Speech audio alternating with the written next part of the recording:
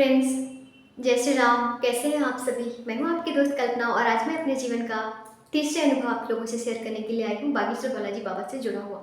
तो my dear friends, जब मैं बागेश्वर वाले गुरुजी का दर्शन करके आई, बागेश्वर बालाजी बाबा से दर्शन करके आई और मैं जब घर पे आई तो मैं बाबा जी की निरंतर कथा सुनती थी। बहुत ज़्यादा तो नहीं सुन पाती थी, लेकिन एक आध कथा तो दिन में सुना करती थी। थोड़ी सी उनके वीडियोज़ में देखती थी उनके दरबार का। फिर मैंने धीरे धीरे प्याज लहसुन को छोड़ा। एक्चुअली मैं भगवान श्री कृष्ण की भक्त रही हूँ शुरू से ही, और इस्कॉन में हमें हमेशा सिखाया जाता है कि हम शाकाहारी भोजन करें, मांस मछली अंडा प्याज लहसुन का त्याग करें। मैंने मीट मछली अंडा तो त्याग कर दिया था, पर मैं प्याज लहसुन नहीं छोड़ पाती थी। तो मेरे बागेश्वर बालाजी का सबसे बड़ा तीसरा अनुभव ये रहा कि मैंने निरंतर बिटिया के वहाँ बाबा से दर्शन करा के आने के बाद मैंने प्याज लहसुन छोड़ दिया था और दिन प्रतिदिन मेरी हनुमान जी के चरणों के प्रति भक्ति बढ़ती रही। हाँ, मैं एक चीज़ यहाँ पे आप लोगों से बताना चाहूँगी। मैं अपनी जो भक्ति की जर्नी है ये इसलिए बताना चाहती हूँ क्योंकि जो भी नए भक्त हनुमान जी के चरण शरण में आएंगे और जिनके लाइफ में नेगेटिव एनर्जी की प्रभाव होगी, उनको बहुत सारी रुकावटें मिलेंगी, जिससे उनको लगेगा कि मैं भक्ति क्यों कर रहा हूँ, भक्ति करने के कारण तो मेरी बहुत सारी परेशानियाँ बढ़ रही हैं, ऐसा आप लोगों को लगेगा। क्योंकि जब मैं बागेश्वर बालाजी बाबा के दर्शन करके आई और जब मैंने प्याज लहसुन पूर्ण रूप से छोड़ दिया और बाबा की भक्ति करना शुरू किया, बाबा जी का पाठ करती थी, मुझे बहुत सारी अनुभूतियाँ होने लगी थी। मुझे याद है, मैं 100 हनुमान चालीसा का पाठ का दिन संकल्प लिया था, मेरा फर्स्ट संकल्प था। और मुझे उस दिन ऐसा फील हो रहा था, 30-40 हनुमान चालीसा तक तो मुझे थोड़ा लग रहा था, मतलब थकान होने लगा था, बोरिंग होने लगी थी, मुझे जम्हाई आने लगी थी, लग रहा था नींद आ रहा है, कुछ भी मतलब नहीं मन कर रहा था मुझे। पर उसके बाद में कंटिन्यू रखी तो मुझे 51-52 ऐसे पाठ जब हो गए थे तो मुझे लग रहा था कि हनुमान जी महाराज बानर स्वरूप में आए हैं और मेरे हनुमान चालीसा को सुन रहे हैं।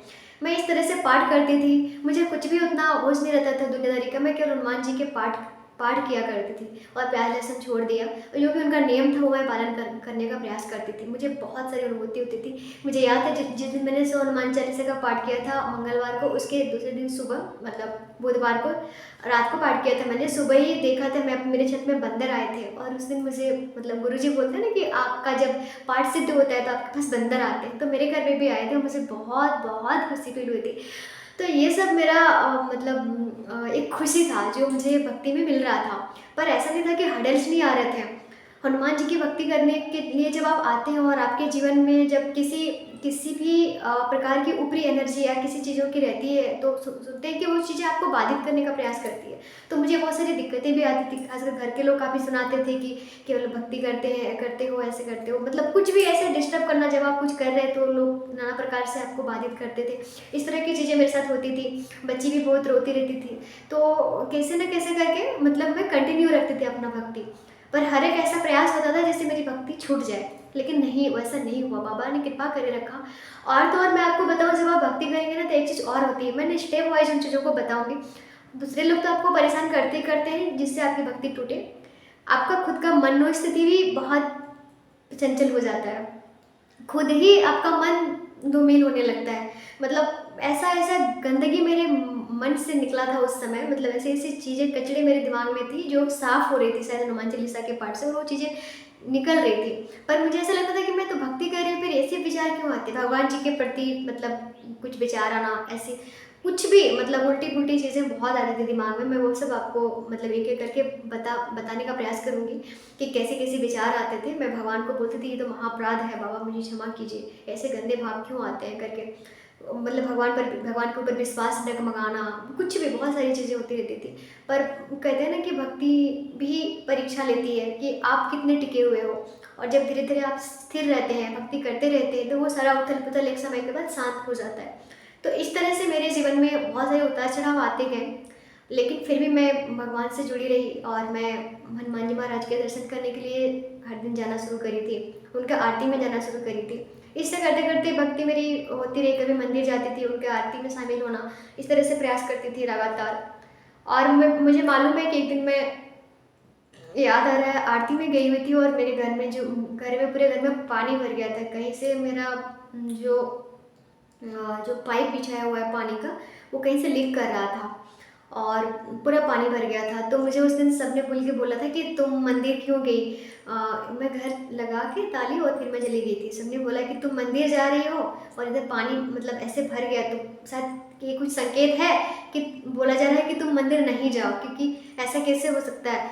और हम लोगों को ये उस दिन शक भी हो गया था कि किसी ने आके हमारा उस पाइप को काट दिया है, मतलब कोई चीज़ से या फिर कुछ कांटे वगैरह से उसको छेद कर दिया गया ऐसा, क्योंकि एक नया सा पाइप कैसे छेद हो सकता था। पर इस चीज़ का कुछ पता नहीं चला कि कैसे हुआ, क्योंकि मैं तो लॉक करके गई थी।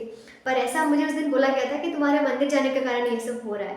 तो ये भी हो सकता है आपके साथ कि लोग कहें कि मंदिर जा रहे हैं इसलिए ऐसा हो रहा है, पर ऐसा नहीं था यार। कुछ भी रीजन था, पर बाबा जी के पास जाने से, उनकी आरती सुनने से कुछ ऐसा कैसे हो सकता है।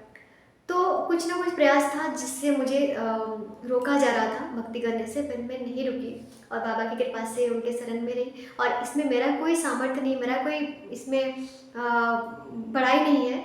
उन्होंने मुझे पकड़े रखा अपने चरण शरण में, वरना मैं तो कई बार भटकी, कई बार मैं गिरने का स्थिति में गई भक्ति में, लेकिन बाबा ने मुझे संभाल के रखा। इसलिए मैं कहती हूँ, कलि सुख केवल नाम आधारा, सुमरे सुमरे नर उतर ही पारा। ये केवल नाम का आधार है और श्री हनुमान जी महाराज राम नाम से प्रसन्न हो जाते हैं। जब भी मैंने नाम जाप किया है, बाबा ने मुझे भर भर के बहुत कुछ दिया है। राम नाम का जाप का भी कई अनुभव है, हनुमान चालीसा का अनुभव है, बजरंग बाण का अनुभव है। जो भी पाठ मैंने मन से करा, सब पाठ से मुझे जो भी संकट था वो पूरा होता गया। इस प्रकार बाबा ने मेरी रक्षा करी। तो आप सबसे विनम्र गुजारिश है, विनम्रतापूर्वक आग्रह है कि आप श्री हनुमान जी महाराज की भक्ति कीजिए। मैं दिल से आप लोगों को अपने अनुभव बता के ये चाहती हूँ, आप लोगों से ये चाहती हूँ कि आप हनुमान जी बाबा की भक्ति करें, श्री सीताराम प्रभु की शरण में आए। बस यही मेरा ध्येय है, इसलिए मैं आप सबों के बीच में आती हूँ। Thank you so much. आप सब श्री हनुमान जी बाबा की कृपा से प्रसन्न रहें, सदा स्वस्थ रहें, यही मेरी मनोकामना है। Thank you so much. जय श्री राम।